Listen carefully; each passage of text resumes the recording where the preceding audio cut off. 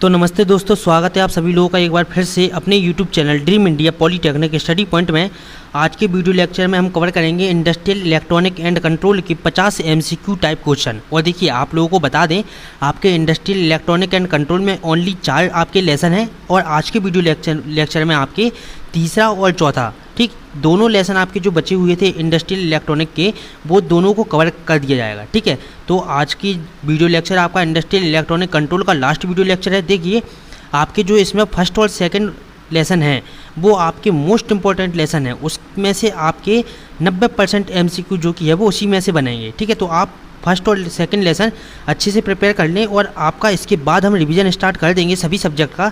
तो आप बस इसी तरह से सपोर्ट करते रहें और आप इसी तरह से चैनल के साथ बने रहें। तो देखिए, इसके पहले वाले वीडियो लेक्चर में, ट्रांसमिशन के लास्ट वीडियो लेक्चर में, जिन बच्चों ने आपके 49 और 50 नंबर के क्वेश्चन का आंसर दिया था, उन सभी लोगों के नाम ये रहे। सबसे पहला आपका आंसर दिया है नीरज पांडे ने, उसके बाद दूसरे नंबर पर राहुल कोष्टा, तीसरे नंबर पर है आकाश मिश्रा, चौथे नंबर पर है रश्मि कुशवाहा, पाँचवें नंबर पर है संगीता सैनी, छठवें नंबर पर दिव्यांशु कुमार, धीरेन्द्र कुमार, इसके बाद है आपके रविंद्र कुमार, अर्थव दक्ष, रवि प्रकाश। ठीक है, तो इन सभी लोगों ने आपके जो 49 और 50 नंबर के क्वेश्चन का आंसर सबसे पहले और सही दिया है। आपका 49 नंबर हम क्वेश्चन देख लेते हैं कि 49 नंबर क्वेश्चन था क्या। देखिए, 49 नंबर क्वेश्चन में आपसे पूछा था कि वह चालक तार या छड़ जिसके अनेक संयोजक किए जा सकते हैं वह क्या कहलाता है? बस बार। इसका आंसर क्या था? बस बार। ठीक है, 50वें नंबर का आपका क्वेश्चन आता है कि HSL प्रारूपी केबल कितने वोल्ट तक उपयोग की जा सकती है? तो आपका इसका आंसर है 66,000। ठीक है, चलिए आज का वीडियो लेक्चर शुरू करते हैं। देखिए, आप सभी लोग सारी वीडियो को शेयर करते हुए चलें ताकि और लोगों तक वीडियो पहुंच सके और लोगों को भी इस चीज़ का लाभ मिल सके। और आप लोगों में से जिनने भी अभी तक क्वेश्चन बैंक डाउनलोड नहीं की है तो उनको बता दें कि आप क्वेश्चन बैंक टेलीग्राम चैनल से डाउनलोड कर लें। ठीक, खरीदे कोई भी ना, फालतू में अपना पैसा वेस्ट ना करें। आप लोग वहाँ से क्वेश्चन बैंक फ्री में डाउनलोड कर लें और अपने ज़्यादा से ज़्यादा दोस्तों को भी बताएं ताकि उनको भी इस चीज़ का फ़ायदा मिल सके। देखिए, तो आज का आपका पहला क्वेश्चन आता है कि DC को AC में बदलने वाली युक्ति कहलाती है। ऐसी युक्ति जिसके द्वारा हम DC को AC में बदलते हैं वो आपका क्या कहलाता है? चॉपर, इन्वर्टर, डुअल कन्वर्टर या साइक्लो कन्वर्टर। तो आपका इसका सही आंसर क्या होगा? इन्वर्टर। अधिकतर लोगों को ये चीज़ पता है। ठीक है, दूसरे नंबर का आपका क्वेश्चन आता है कि DC को DC में रूपांतरित करने की युक्ति क्या कहलाती है? मतलब कि आपके DC को DC में ही चेंज कर दें। ठीक, ऐसी युक्ति को हम क्या कहते हैं? चॉपर कहते हैं, डुअल कन्वर्टर, इन्वर्टर या फिर आपका साइक्लो कन्वर्टर। तो आपका इसका सही आंसर क्या होगा? चॉपर। ठीक, चॉपर के द्वारा हम DC को DC में परिवर्तित कर देते हैं। ठीक, तीसरे नंबर का आपका क्वेश्चन आता है कि जहाँ लोड को रिवर्स वाइज DC देने की आवश्यकता होती है, जहाँ आपके लोड को रिवर्स वाइज DC देने की आवश्यकता होती है, वहाँ किसका उपयोग किया जाता है क्या, या किसका यूज किया जाता है? चॉपर का, इन्वर्टर का, डुअल कन्वर्टर का या साइक्लो कन्वर्टर का। तो आपका इसका सही आंसर क्या होगा? डुअल कन्वर्टर का। ठीक है, डुअल कन्वर्टर का हम यूज करते हैं। चौथे नंबर का आपका क्वेश्चन आता है, ठीक है, चौथे नंबर के क्वेश्चन में आपसे पूछता है कि निम्न में से डायरेक्ट फ्रिक्वेंसी चेंजर है। निम्न में से आपका डायरेक्ट फ्रिक्वेंसी चेंजर है कौन है? इन्वर्टर है, चॉपर, डुअल कन्वर्टर या आपका साइक्लो कन्वर्टर। तो जो आपका साइक्लो कन्वर्टर होता है इसको हम क्या कहते हैं? Direct reverse changer. Direct reverse changer हम इसको कहते हैं, किसको? साइक्लो कन्वर्टर को। ठीक है, इसके बाद आता है आपका 5वें नंबर का क्वेश्चन। देखिए, 5वें नंबर के क्वेश्चन में आपसे कहा है कि विद्युत शक्ति का प्रकार है। विद्युत शक्ति का प्रकार है, तो देखिए, विद्युत शक्ति का प्रकार कौन सा है निम्न में से? अनुवृत्तीय धारा शक्ति, डिस्ट धारा शक्ति, प्रत्यावर्ती धारा शक्ति या B और C। तो आपका इसका सही आंसर क्या होगा? आपका डिस्ट धारा शक्ति और आपका प्रत्यावर्ती धारा शक्ति, ये क्या है? विद्युत शक्ति का प्रकार होते हैं। ठीक है, इसके बाद आता है आपका 6वें नंबर का क्वेश्चन। देखिए, 6वें नंबर के क्वेश्चन में आपसे कहा है कि निम्न में से कौन सी विद्युत नियंत्रण या आपकी इलेक्ट्रिक कंट्रोल शक्ति व्यवस्था में 2 कन्वर्टर एक ही उभयनिष्ठ भार और अलग अलग या एक साथ प्रदायित करते हैं? आपका वो क्या कहलाता है? डुअल कन्वर्टर कहलाता है। ठीक है, इसका हमने आपको डायरेक्ट आंसर इसलिए बताया ताकि आपको इसको भूलें ना। 7वें नंबर का आपका क्वेश्चन आता है इसके बाद कि बेशक्ति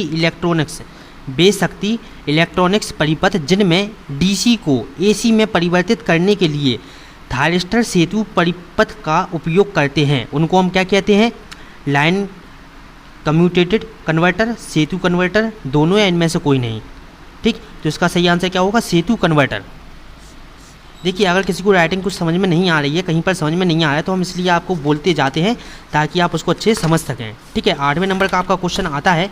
8वें नंबर के क्वेश्चन में आपसे पूछता है कि निम्न में से कौन सी विद्युत शक्ति, निम्न में से कौन सी विद्युत शक्ति नियंत्रण इकाई की सहायता से एसी प्रदान से विभिन्न आवृत्ति की एसी वोल्टता प्राप्त की जा सकती है। ठीक है, आपके ऑप्शन में है chopper, controlled power converter, power inverter या आपका साइक्लो कन्वर्टर। तो आपका इसका सही आंसर क्या होगा? Cyclo converter. ठीक है, आपको ये सारे क्वेश्चन अच्छे से प्रिपेयर करना है, आपको हर क्वेश्चन को अच्छे से याद कर लेना है। ठीक है, 9वें नंबर का आपका क्वेश्चन आता है कि कौन सी विद्युत शक्ति नियंत्रण इकाई डीसी को एसी में रूपांतरित करने में और एसी को डीसी में रूपांतरित करने में भी सक्षम है। मतलब कि ऐसी कौन सी विद्युत शक्ति है जो आपकी डीसी को एसी में रूपांतरित कर देती है और वही शक्ति एसी को डीसी में रूपांतरित कर देती है। तो उसको हम क्या कहते हैं? लाइन कम्यूटेटेड इन्वर्टर आपकी क्या करता है? डीसी को एसी में और एसी को डीसी में रूपांतरित कर देता है। देखिए इसके बाद आता है आपका 10वें नंबर का क्वेश्चन कि वह कौन सी इकाई है जिससे स्थिर वोल्टता की एसी से परिवर्तित वोल्टता की एसी प्राप्त की जाती है। स्थिर वोल्टता की एसी से परिवर्तित वोल्टता की एसी प्राप्त की जाती है। ठीक, तो पावर इन्वर्टर, पावर कन्वर्टर, प्रत्यावर्ती धारा वोल्टता नियामक या आपका डुअल इन्वर्टर। तो आपका इसका सही आंसर क्या होगा? प्रत्यावर्ती धारा वोल्टता नियामक।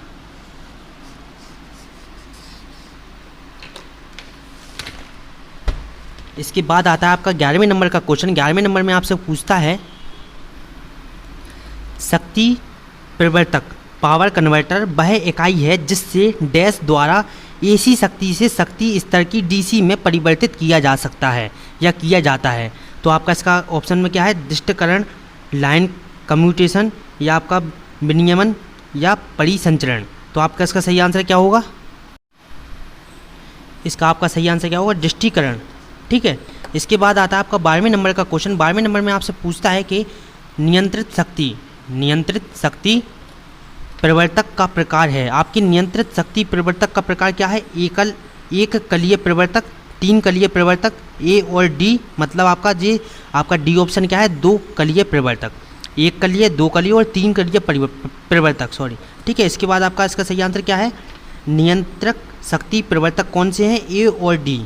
ये दो क्या करते हैं? कंट्रोल करते हैं, 1 कलीय और 2 कलीय नियंत्रक। ठीक है, 13वें नंबर के क्वेश्चन में आपका आता है कि मेटल रेक्टिफायर में कितनी वोल्टेज तक एसी को डीसी में चेंज किया जा सकता है। आपका जो मेटल रेक्टिफायर होता है उसमें आपके वोल्टेज को एसी से डीसी में कितने, मतलब एसी से डीसी में चेंज किया जा सकता है कितने वोल्टेज तक? 16 वोल्टेज। ठीक, 16 वोल्ट, 15 वोल्ट, 17 वोल्ट या 18 वोल्ट। तो आपका इसका सही आंसर क्या होगा? 18 वोल्ट। देखिए आपको जितने भी एमसीक्यू टाइप क्वेश्चन बताए जाते हैं आप इनको कृपया करके नोट करते हुए चलें। ठीक है, ताकि आपको पेपर के टाइम कोई भी परेशानी ना हो और आप हाल कॉपी उठाकर रिवीजन एक बार में कर सकें।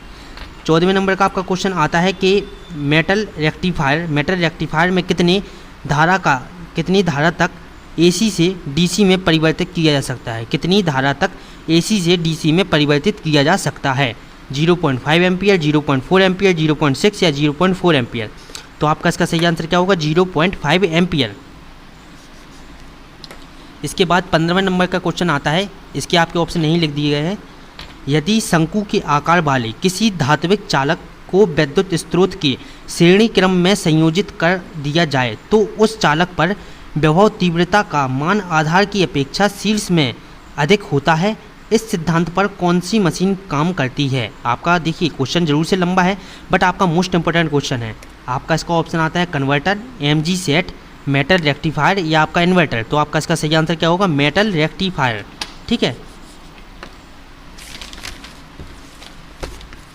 इसके बाद आता है आपका 16वें नंबर का क्वेश्चन। 16वें नंबर में आपसे पूछता है कि एसी को डीसी में परिवर्तित करने वाली मशीन को क्या कहते हैं? ऐसी मशीन जो हमको हमारी एसी को डीसी में परिवर्तित कर देती है उस मशीन को हम क्या कहते हैं? कन्वर्टर। ठीक, converter, MG set, metal rectifier या सभी। तो देखिए ये सभी जो मशीनें हैं ये आपकी एसी को डीसी में परिवर्तित करती हैं। ठीक है, 17वें नंबर का आपका क्वेश्चन आता है कि डीसी करंट का उपयोग किन किन कार्यों में करते हैं या डीसी करंट का उपयोग हम कौन कौन से कार्यों में कर सकते हैं। ठीक है, इलेक्ट्रोप्लेट्स, इलेक्ट्रोप्लेटिंग, धातु शोधन, ठीक, बैटरी आवेश या ये सभी। तो आपका इसका आंसर क्या होगा, ये सभी। इन सभी में हम क्या डीसी करंट का उपयोग कर सकते हैं या किया जाता है। इसके बाद आता है 18वें नंबर का क्वेश्चन कि एमजी सेट में कौन सा जनरेटर यूज किया जाता है। आपका जो एमजी सेट होता है इसमें हम कौन सा जनरेटर यूज करते हैं, शंट जनरेटर, कंपाउंड जनरेटर, दोनों या इनमें से कोई नहीं।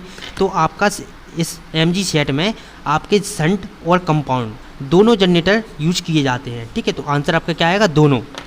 19वें नंबर का आपका क्वेश्चन आता है कि किसी विधि में नियत वोल्टेज डीसी स्रोत तक लोड के बीच एक परिवर्ती प्रतिरोध का उपयोग किया जाता है।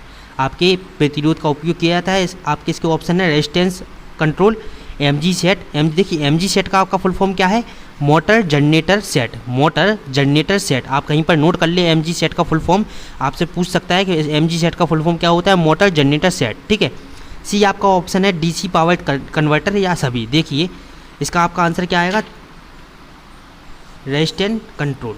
ठीक है, रेजिस्टेंस कंट्रोल। देखिए आप लोगों को बता दें, आपके जो एमसीक्यू टाइप क्वेश्चन आएंगे वो इतने हार्ड नहीं आएंगे, क्योंकि आपका पहली बार जो कि है वो ऑनलाइन टेस्ट हो रहा, ऑनलाइन एग्जाम आपका हो रहा है, इसलिए आपके सरल एमसीक्यू टाइप क्वेश्चन ही दिए जाएंगे। तो वो ज़्यादा डिटेल में नहीं जाएंगे, बट आएगा आपके सिलेबस से ही। यहाँ वहाँ से उठाकर आपके क्वेश्चन आलतू फालतू नहीं आएंगे, आपके सिलेबस से ही आपके क्वेश्चन आएंगे। और जो विद्या की क्वेश्चन बैंक हमने आपको टेलीग्राम चैनल पर दी हैं, तो उन कुछ क्वेश्चन बैंक में आपके एमसीक्यू टाइप क्वेश्चन भी दिए हैं, और सार्थक की जो क्वेश्चन बैंक हमने डाली है आपके टेलीग्राम पर, उसमें सबसे पीछे आपके सभी चैप्टर के एमसीक्यू टाइप क्वेश्चन दिए हुए हैं। तो आप लोग वहाँ पर जाकर उन एमसीक्यू टाइप क्वेश्चन को भी ज़रूर से पढ़ें। और जो आपकी पावर प्लांट की किताब है उसमें आपके हर चैप्टर के ख़त्म होने पर आपको 5-10 एमसीक्यू टाइप क्वेश्चन दिए गए हैं। देखिए इन्हीं में से आपके एमसीक्यू टाइप क्वेश्चन फंसेंगे, तो आप उनको ज़रूर से पढ़ें। किसी विधि में 20वें नंबर का हमारा क्वेश्चन है कि किसी विधि में डीसी को पहले एसी में बदला जाता है, इसके बाद ट्रांसफार्मर की सहायता से स्टेप अप या स्टेप डाउन करके फिर उसे डीसी में चेंज किया जाता है। देखिए यहाँ पर क्या कह रहा है कि हम इसको डीसी को किस में चेंज कर रहे हैं, एसी में, फिर एसी को स्टेप डाउन या स्टेप अप ट्रांसफार्मर की सहायता से फिर से किस में, डीसी में चेंज कर रहे हैं। तो ये प्रक्रिया हमारी कौन करता है, एमजी सेट, डीसी आपका चॉपर या आपका इन्वर्टर रेक्टिफायर या ये सभी। तो आपका इसका आंसर क्या आएगा, इन्वर्टर रेक्टिफायर। इन्वर्टर रेक्टिफायर आपका ये काम करता है।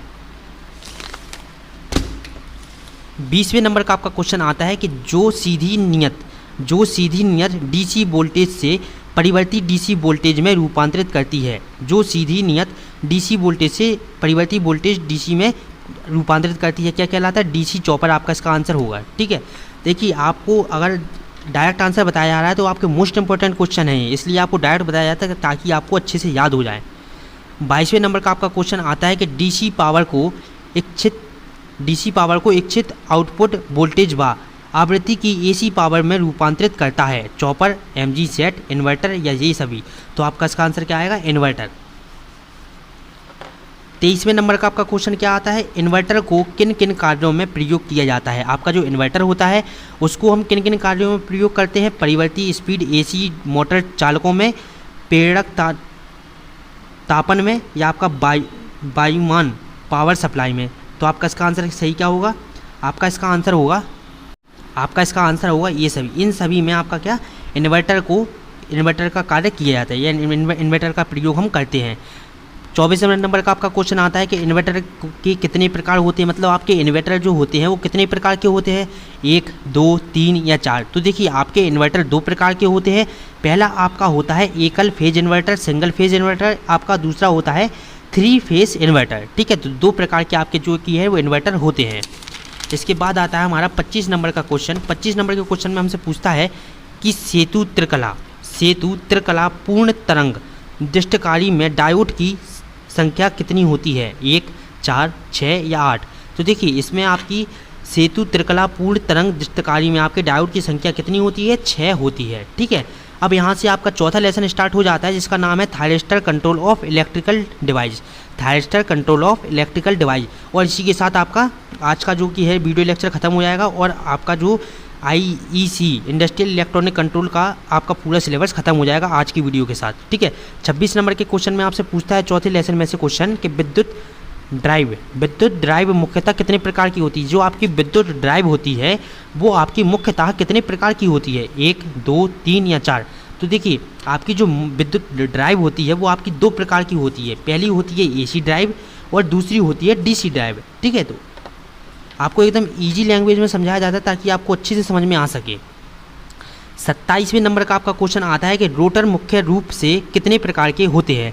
आपके जो रोटर होते हैं वो मुख्य रूप से कितने प्रकार के होते हैं? 1, 2, 3 या 4? तो जो आपके रोटर होते हैं वो आपके 3 प्रकार के होते हैं। पहला आपका रोटर होता है एकल पिंजरा रोटर, ठीक, डबल पिंजरा रोटर और स्लिपिंग रोटर। ठीक है, 28वें नंबर के क्वेश्चन में आपसे पूछता है क्या कि प्रेरण मोटर में मुख्यतः कितने भाग होते हैं? आपकी जो प्रेरण मोटर होती है उसके कितने भाग होते हैं?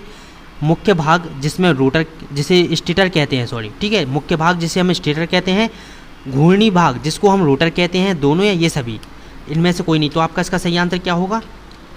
प्रेरक मोटर में मुख्यतः कितने भाग होते हैं? प्रेरक मोटर में आपके 2 भाग होते हैं। ठीक, आपका स्थिर भाग जिसको हम स्टेटर कहते हैं और घूर्णक भाग जिसको हम क्या कहते हैं? रोटर कहते हैं। देखिए, तो इसके बाद आता है आपका 29 नंबर का क्वेश्चन कि PWM की कौन कौन सी विधि होती है? आपकी जो PWM होती है उसकी कौन कौन सी विधि होती है? पहली आपकी ऑप्शन दिया है कि वर्ग प्लस बिट्स मॉड्यूलेशन। ठीक, आपका दूसरा है ज्वालीक्रिय प्लस बिट्स मॉड्यूलेशन, या आपका 1 रूपीय प्रति चयन युक्ति PWM। तो आपका इसका आंसर क्या होगा? चौथा आपका इसका ऑप्शन है सभी।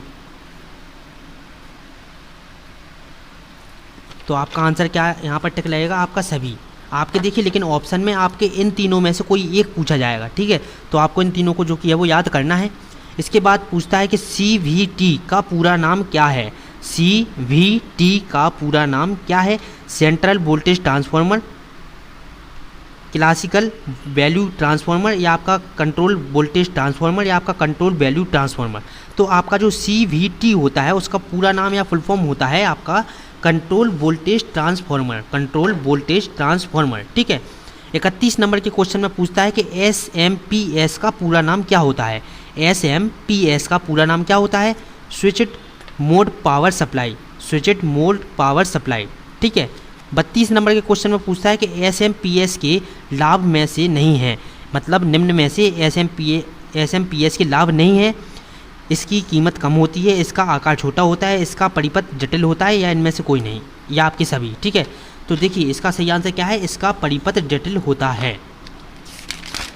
33 नंबर का क्वेश्चन में आपसे पूछता है कि SMPS का यूज किया जाता है। SMPS का यूज निम्न में से कहाँ पर करते हैं? कंप्यूटर के मदरबोर्ड में, mobile phone charging mobile phone charger में, मोबाइल फ़ोन चार्जर में, सिक्योरिटी सिस्टम में, ये सभी। तो आपका इसका आंसर क्या आएगा? सिक्योरिटी सिस्टम में। ठीक है, 34 नंबर के क्वेश्चन में पूछता है कि UPS का पूरा नाम, UPS का पूरा नाम क्या है? Unit truth table power supply. ठीक है, 5वें नंबर का आपके 35वें नंबर का क्वेश्चन पूछता है कि डैश एक ऐसी डिवाइस है जो सामान्य पावर कट होने पर भी कंप्यूटर को ऑन स्टेट में रखती है। सामान्य आपका पावर कट होने पर भी आपके कंप्यूटर को ऑन स्टेट में रखती है। CPU, VDU, UPS या मदरबोर्ड। तो आपका इसका सही आंसर क्या होगा? UPS। UPS एक ऐसी डिवाइस होती है जो आपके सामान्य पावर कट होने पर भी आपके कंप्यूटर को क्या रखती है? ऑन स्टेट में रखती है। 36 नंबर के क्वेश्चन में देखिए आपसे पूछता है कि थायरिस्टर का अनुप्रयोग है। थायरिस्टर का अनुप्रयोग है मोटर कंट्रोल के लिए आवृत्ति कन्वर्टर, वेल्डिंग पद्धति तथा बैटरी चार्जर, या आपका सिनेमा ट्रेन घरों में प्रतिदीप्त कंट्रोल के लिए, या ये सभी। तो आपका इसका आंसर क्या आएगा? थायरिस्टर का उपयोग है ये सभी। 37 नंबर का आपका क्वेश्चन आता है कि प्रेरण मोटरों के चाल नियंत्रण की विधि नहीं है। चाल नियंत्रण की विधि नहीं है क्या? ऑप्शन ए में आपसे पूछता है कि रोटर प्रतिरोध नियंत्रण विधि, ध्रुव संख्या परिवर्तन विधि, मोटर चक्रण परिवर्तन विधि, या ये सभी। तो आपका इसका आंसर सही आंसर क्या होगा? मोटर चक्रण परिवर्तन विधि।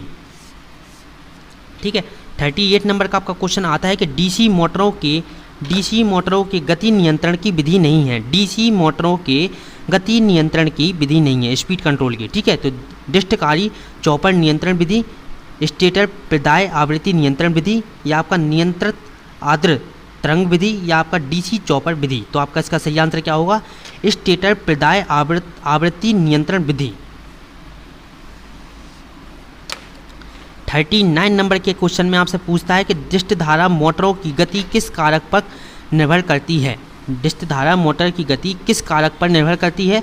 प्रदाय वोल्टता, आर्मेचर प्रतिरोध, प्रतिध्रुव चुंबकीय फ्लक्स, या ये सभी। तो आपका इसका सही आंसर क्या होगा? ये सभी। 40वें नंबर के क्वेश्चन में आपसे पूछता है कि किस विधि से सभी प्रकार की डीसी मोटरों की गति कंट्रोल की जा सकती है। मतलब कि आपकी ऐसी कौन सी विधि है जिसके द्वारा हम सभी डीसी मोटरों की कंट्रोल कर सकते हैं। ठीक है, तो आपका इसका नाम है डीसी चॉपर मेथड। इसको आप जरूर से याद रखें, आपका मोस्ट इंपॉर्टेंट है। ठीक है, डीसी चॉपर मेथड, इसको आप जरूर से कहीं पर नोट कर ले साइड में। 41 नंबर के क्वेश्चन में आपसे पूछता है 41 नंबर के क्वेश्चन में आपसे पूछता है कि एक एससीआर में कितने सेमीकंडक्टर होते हैं? एक एससीआर में कितने सेमीकंडक्टर होते हैं? 2, 3, 4 या 5। तो आपका इसका सही आंसर क्या होगा? आपके चार आपके क्या सेमीकंडक्टर होते हैं एक एससीआर में। और देखिए आप लोगों को बता दें, बिल्कुल भी आप लोग कंफ्यूज ना हो, आपके एससीआर को ही हम क्या कहते हैं? थायरिस्टर कह सकते हैं। ठीक है, एससीआर को ही हम क्या कह सकते हैं? थायरिस्टर कह सकते हैं। एससीआर और आपका थायरिस्टर दोनों एक ही चीज़ होती है। अगर आपका कहीं पर एससीआर की जगह थायरिस्टर लिखा है तो आप वहाँ पर बिल्कुल भी कंफ्यूज ना हो। 42 नंबर के क्वेश्चन में आपसे पूछता है कि यूपीएस रेटिंग को किस यूनिट से मेजर करते हैं? यूपीएस की जो आपकी रेटिंग होती है उसको हम किससे आपका मेजर करते हैं, मापते हैं? वोल्टेज, एम्पियर, फैरेड या वेल एम्पियर। ठीक है, वाल एम्पियर। इसका आपका सही आंसर क्या होगा? वाल एम्पियर, VALLAMPERE। 43 नंबर का क्वेश्चन में आपसे पूछता है कि MOV का फुल फॉर्म क्या है? MOV का फुल फॉर्म क्या है? Metal oxide varistor. ठीक है, मेटल ऑक्साइड बैरिस्टार्स। 44 नंबर के क्वेश्चन में आपसे पूछता है कि यूपीएस में किस तरह की बैटरी यूज की जाती है? आपका जो यूपीएस होता है उसमें हम किस तरह की बैटरी यूज करते हैं? ड्राई सेल, ठीक आपका, या फिर फ्लैट सेल, राउंड सेल, या आपका valve regulated lead acid battery, valve regulated lead acid battery. ठीक है, इसको आप ज़रूर से ध्यान करें। आपका जो यूपीएस होता है उसमें हम कौन सी बैटरी यूज करते हैं? Valve regulated lead acid battery. ठीक है, 45 नंबर का क्वेश्चन आता है जिसमें से आपके 3 से 4 या 5 MCQ टाइप क्वेश्चन भी बन सकते हैं। 5 तक आपके MCQ टाइप क्वेश्चन बन सकते हैं इसमें से। ठीक है, इसको आप ध्यान से समझें। एक फेस, ठीक, एक फेस आपका हाफ वेव पावर कंट्रोल में कितने SCR लगे होते हैं? 1 face half wave power control में कितने SCR लगे होते हैं? आपके इसके ऑप्शन है 1, 2, 5 या 6। तो आपका इसका सही आंसर क्या होगा? 1। 1 face half wave power control में आपके कितने SCR लगे होते हैं? 1 लगा होता है। अगर आपसे पूछ ले कि 1 face full wave power control rectifier में कितने पावर कंट्रोल कन्वर्टर में आपके कितने SCR लगे होते हैं? तो 2। अगर आपसे पूछ ले कि 1 face bridge wave power converter में आपके कितने SCR लगे होते हैं? तो आपका आंसर क्या आएगा? 4। इसको आप ज़रूर से याद कर लें, एक बार अच्छे से कहीं पर नोट कर लें कि अगर आपसे पूछे कि 1 face half wave power converter में कितने SCR लगे होते हैं? 1। आपसे अगर पूछे कि 1 face full wave power control converter में आपके कितने SCR लगे होते हैं? तो आपका आंसर आएगा 2। अगर आपसे पूछे कि 1 face bridge wave power converter में कितने SCR लगे होते हैं? तो आपका आंसर आएगा 4। अगर यहाँ पर आपसे 1 की जगह आपसे 3 पूछा जाए, अगर आपसे 1 फेस की जगह 3 फेस पूछा जाए तो आपका आंसर क्या आएगा? देखिए, अगर आपसे पूछा जाए कि 1 फेस की जगह अगर आपसे पूछा जाए कि 3 face half wave control power converter में आपके कितने SCR लगे होते हैं? 3। ठीक, अगर आपसे यहाँ पर 3 पूछा जाए तो यहाँ पर क्या आएगा? 3। अगर आपसे पूछे कि 3 face full wave power converter में कितने SCR लगे होते हैं? तो आपका आंसर आएगा 6। अगर आपसे पूछे 3 face bridge wave power converter में कितने SCR लगे होते हैं? तो आपका आंसर आएगा क्या? 6। आपको एक चीज़ याद करनी है, अगर यहाँ पर आपके 1 फेस पूछे तो आपका 1, 2, 4। अगर आपसे 3 फेस पूछे तो 3, 6, 6। ठीक है, एक चीज़ आप जरूर से याद रखें। अब आपके यहाँ पर कितने 1, 2, 3, 4, 5, 6 टाइप के MCQ टाइप क्वेश्चन बन सकते हैं। ठीक है, लेकिन हमने आपको एक ही चीज़ में बता दिया ताकि आप बार बार कन्फ्यूज ना हो। इस चीज़ को आप कहीं पर नोट कर लें या इसकी स्क्रीनशॉट ले लें। ऐसा ही आपसे 46 नंबर के क्वेश्चन में पूछा गया है कि one face half bridge inverter, आपसे वहाँ पर क्या था, आपका वहाँ पर था कन्वर्टर, अब यहाँ पर पूछा जा रहा है आपसे inverter. One face half bridge inverter में कितने SCR होते हैं, 1, 2, 4 या 6? तो आपका इसका आंसर क्या आएगा, आपका यहाँ पर आंसर आएगा 2। आपके one face half bridge inverter में 2 SCR लगे हुए होते हैं। अगर आपसे पूछ ले कि 3 फेस हाफ ब्रिज इन्वर्टर में कितने SCR लगे होते हैं, तो आपका आंसर आएगा 6। ठीक है, 3 फेस में लगे होते हैं 6 और 1 फेस में लगे होते हैं 2। आपसे अगर पूछे 47 नंबर का क्वेश्चन आता है आपका कि one face full bridge inverter में कितने SCR लगे होते हैं। यहाँ पर देखिए क्या था आपका, यहाँ पर हाफ ब्रिज था, यहाँ पर आपसे पूछा गया है फुल ब्रिज इन्वर्टर। ठीक है, यहाँ पर इसके कितने SCR लगे होते हैं, 4। इसी तरह से अगर आप याद करते हैं तो आपका भूलने के चांस आपको हैं ही नहीं, आप कभी भी भूल ही नहीं सकते हैं। अब 48 नंबर का क्वेश्चन आता है जो बहुत ही इंटरेस्टेड है। देखिए डायक का सिंबल कौन सा है, आपसे क्या पूछा है, सिंपल सा क्वेश्चन कि निम्न में से डायक का सिंबल कौन सा है। ए ऑप्शन है, बी ऑप्शन है, सी ऑप्शन है या डी ऑप्शन है, और आपका एक और ऑप्शन दिया है ई, बी बा सी। ई ऑप्शन क्या है आपका, बी बा सी। तो अब आपको बताना है कि इनमें से आपका डायक का सिंबल कौन सा है। देखिए जो ये बता सके इसमें से डायक का सिंबल कौन सा है बहुत अच्छी बात है, और लेकिन जो इन सभी के नाम बता सके तो और अच्छी बात है। आप कमेंट बॉक्स में देखिए, लिखने में आप लोग बिल्कुल भी आलस ना करें। अगर आप अभी आलस करेंगे तो आगे जाकर फिर प्रॉब्लम ही होगी। ठीक, आप इन सभी के नाम लिख दें जिनको पता है, और अगर जिनको डायक के पता है तो केवल डायक के नाम लिखें, कोई दिक्कत नहीं है। लेकिन जिनको इन सभी के नाम पता है कि ये सभी सिंबल आपके किस किस के हैं, तो आप A, B, C, D option डालकर इन सभी के नाम लिखें। ठीक है, देखिए इससे आप ही का फ़ायदा है, हमारा कुछ भी फ़ायदा नहीं है। 49 नंबर के क्वेश्चन में आपसे पूछता है कि रेक्टिफायर किसका बना होता है। रेक्टिफायर किसका बना होता है, आपका थायरिस्टर का, डायोड का, दोनों का, इनमें से कोई नहीं। तो आपका रेक्टिफायर जो कि है वो किसका बना होता है, इसका आंसर आप लोग देंगे। 50 नंबर का क्वेश्चन आपसे पूछता है कि ट्रायक की क्षमता कौन सी होती है। ट्रायक की क्षमता कितनी होती है, ट्रायक की जो क्षमता होती है वो कितनी होती है, 20 एम्पियर, 35 एम्पियर, 25 एम्पियर या आपकी 35 एम्पियर। ठीक है, तो ये रिपीटेड क्वेश्चन है, ये सभी लोगों को आना चाहिए, ज़रूर से आना चाहिए। देखिए ये 3 क्वेश्चन आपको करना है, बिल्कुल भी कंफ्यूज ना हो, एकदम इजी क्वेश्चन है। और देखिए आप लोगों को बता दें, जिन लोगों ने अभी भी आपकी क्वेश्चन बैंक डाउनलोड नहीं की है टेलीग्राम चैनल से, तो वो अभी जाकर टेलीग्राम चैनल से सभी क्वेश्चन बैंक जरूर से डाउनलोड कर ले। ठीक है, क्वेश्चन बैंक से आप ऐसा है कि 1 या 2 बार रिवीजन आप अगर क्वेश्चन बैंक से पढ़ लेते हैं तो आपके MCQ टाइप क्वेश्चन कहीं भी नहीं जाएंगे। और अगर आप केवल 50 MCQ की सीरीज आप सभी क्लास देखते हैं तो भी आपके सारे MCQ टाइप क्वेश्चन कवर कर लिए जाएंगे। आपको देखिए 48 नंबर का क्वेश्चन आंसर सभी लोगों को देना है इसका जवाब। ठीक है, और सभी लोग जिनको पता है कि ये किस किस के सिंबल है तो उसका नाम भी बता दें। तो अगर वीडियो अच्छी लगी हो तो लाइक, कमेंट और शेयर करें सभी दोस्तों के साथ अपने। और आज के वीडियो लेक्चर के साथ ही आपका IEC industrial electronic and control subject जो कि है वो पूरी तरह से ख़त्म हो चुका है। आपके देखिए TDEP transmission and distribution of electrical power plant engineering, IEC industrial electronic control and आपका क्या है एनर्जी कंजर्वेशन, आपके जो कि है ये 4 लेसन कंप्लीट हो चुके हैं पूरी तरह से। ये 4 लेसन को हमने आपको कंप्लीट करा चुके हैं। और आपकी जो कम्युनिकेशन है तो कम्युनिकेशन की हमने क्वेश्चन बैंक आपकी टेलीग्राम चैनल पर अपलोड कर दी है, आप वहाँ से जाकर कम्युनिकेशन की क्वेश्चन बैंक को डाउनलोड कर ले। अब आपका बचता है केवल एक सब्जेक्ट EDDE, तो इस सब्जेक्ट को भी हम आपका 1 से 2 दिन में पूरा कंप्लीट करा देंगे। और इसके बाद जो कि है आपकी रिवीजन क्लास चलेंगी, तो आप वन डे सीरीज़ ज़रूर से देखें, सभी लोग वन डे सीरीज़ ज़रूर से देखें। उसमें हम आपको एक वीडियो लेक्चर में पूरा एक सब्जेक्ट कवर करा देंगे। ठीक, और जो आपके दोस्त हैं जिन्होंने अभी भी पढ़ाई शुरू नहीं की है तो उनसे कहें कि पढ़ाई जल्दी से जल्दी शुरू कर दें।